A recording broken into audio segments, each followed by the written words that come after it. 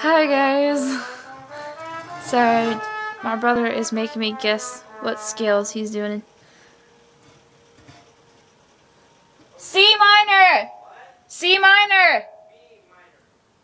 Ah, stop it. Okay, so I forgot about doing a video today. Nothing exciting happened during lunch, and it's really nothing exciting going on in my life today except that we had banner practice and we got it done early. You notice I'm already de-joyified myself from my earrings and everything because I was getting ready to bed. I'm like, oh no, I forgot. So I want to do, if it's okay with y'all, it's gonna be okay anyway. I'm doing it anyway. I want to do a book suggestion because one, I didn't even think about the video until now, or I did think about it, but then I forgot about it. And I have this really, this really good book that I've been reading, and I've been having a hard time to separate my book from reading my book and doing the work I need to do. So, I want to cover up this part. I did get it from our library, or from the library at our school. You can see this. Oh, the light is so bad. What the heck? Why is the lighting so bad in this room? Okay, let's see if we can see it. I almost had it.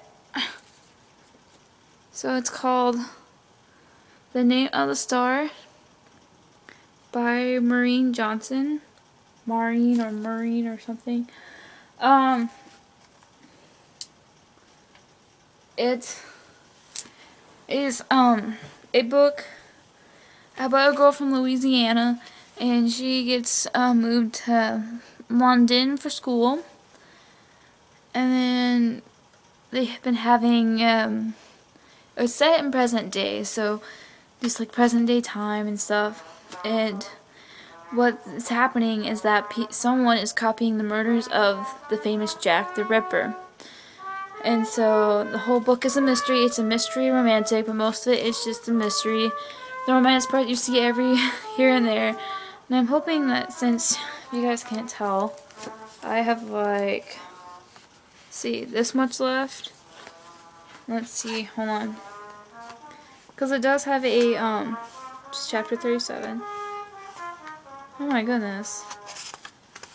It does have acknowledgement, so I really have this much left of it. Oh my goodness, to read. Hoping it's more romantic, like finishes up and see what happens. Yeah,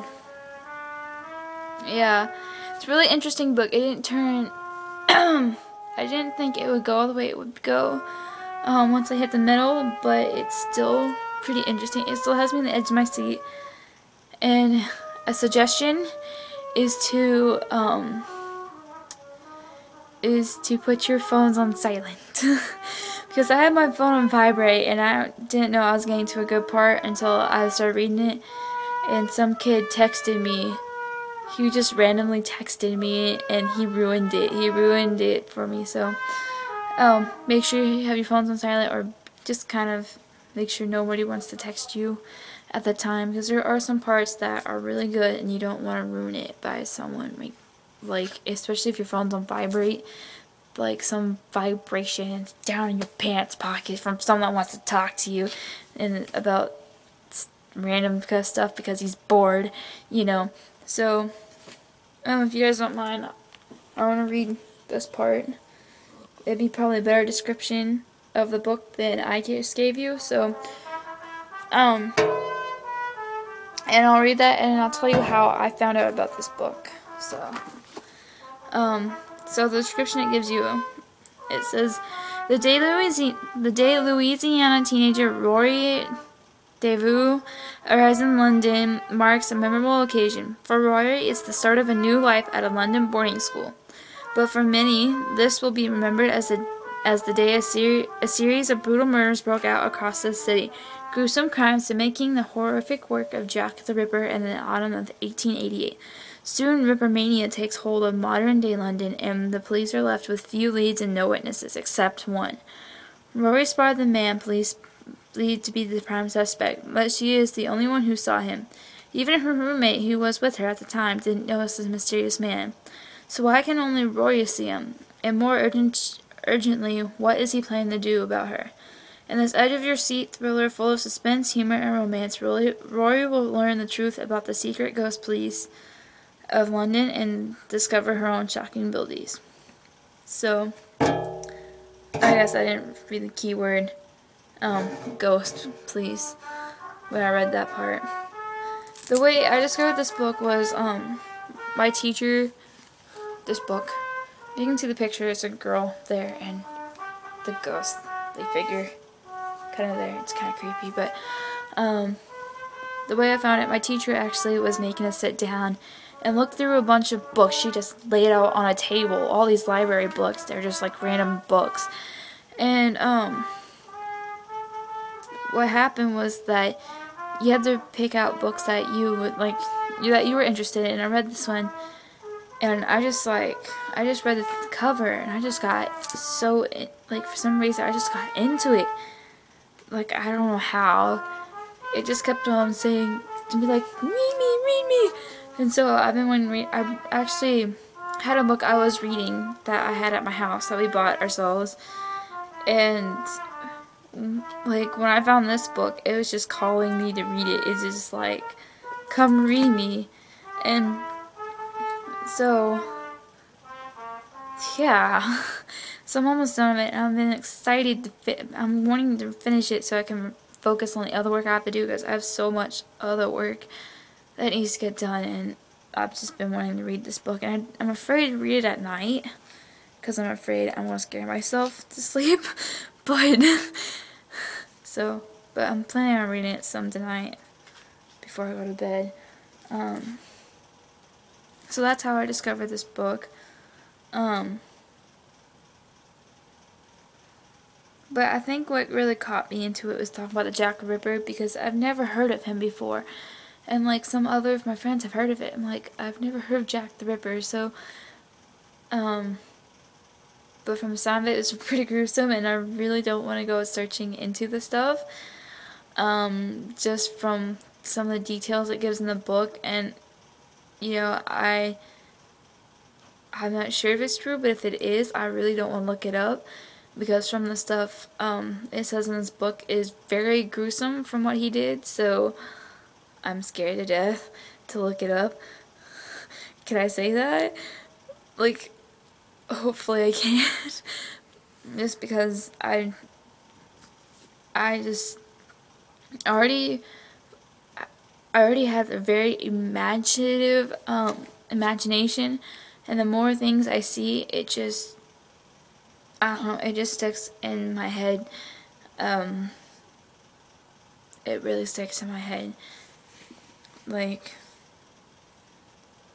the creepiness stays in my head. So, this must be a new book they got, because I am the third person to ever check it out. So,